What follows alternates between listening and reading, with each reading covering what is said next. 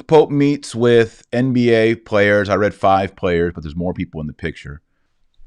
The article here that I think comes from ESPN says Pope Francis's assistant reached out to the Players Association last week about the meeting, prompting the Players Union to quickly assemble an overnight flight on Sunday to Rome, according to the publication. So just last week, the Pope's assistant was like, we need the NBA. Pope Francis, we need the NBA. Okay, I'll call him up. Hey, NBA, can you get players on a flight? Overnight them over. Yes, we'll do it. Boom, boom, boom, boom, boom, boom. NBA is in the meeting room with Pope Francis. So this is last minute. Why are they doing this? Why? As you know, the NBA has some weird connection with China. Pope Francis has a weird connection with China. Also, Francis just had this big flop. He did the Economy of Francis meeting, which was lame. It's a giant Zoom meeting. Nobody watched it. Nobody reported it.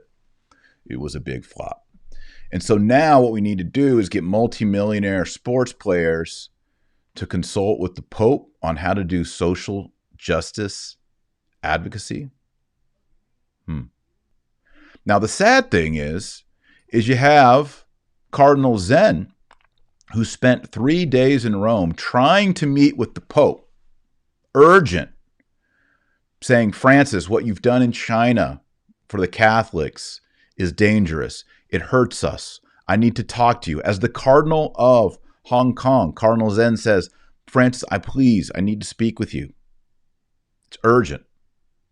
And Francis basically said, talk to the hand, because the face don't give a blank. Cardinal Zen was kept outside for 3 days, and then Cardinal Zen had to go back. He had a 3-day visa. He had to go back to Hong Kong.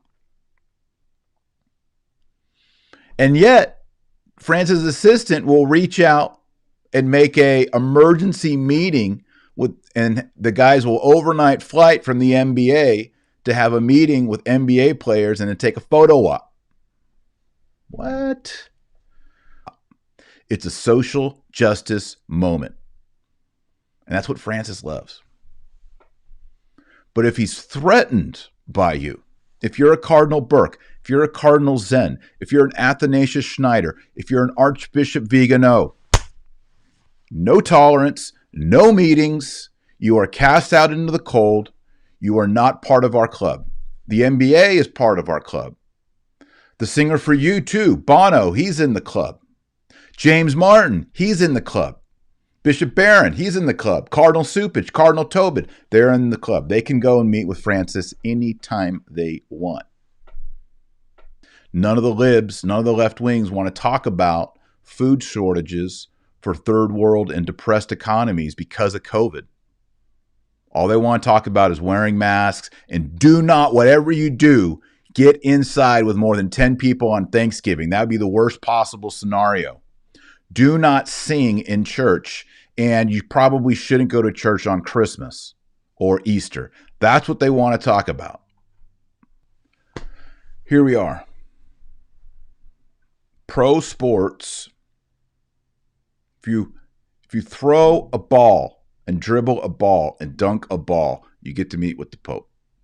If you're a cardinal of the Holy Roman Church and you're concerned about the China deal, or you're concerned about adultery in the moral teaching of the church, you do not get a ticket to meet with the Pope.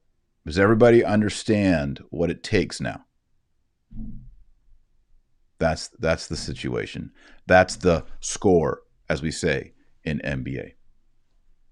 And I think it's going to get worse. I think they're going to come after not just the cardinals and exclude them, but the archbishops, the bishops, the priests, and the deacons. And if you're a faithful bishop and a faithful priest, steel your heart. Get ready.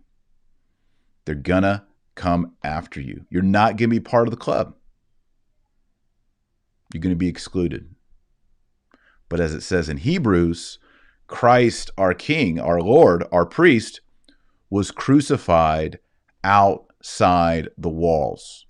Christ was crucified outside the gates. Christ was excluded by the high priest, by the Sanhedrin, by the rabbis and the scribes. But that's where salvation is with Christ.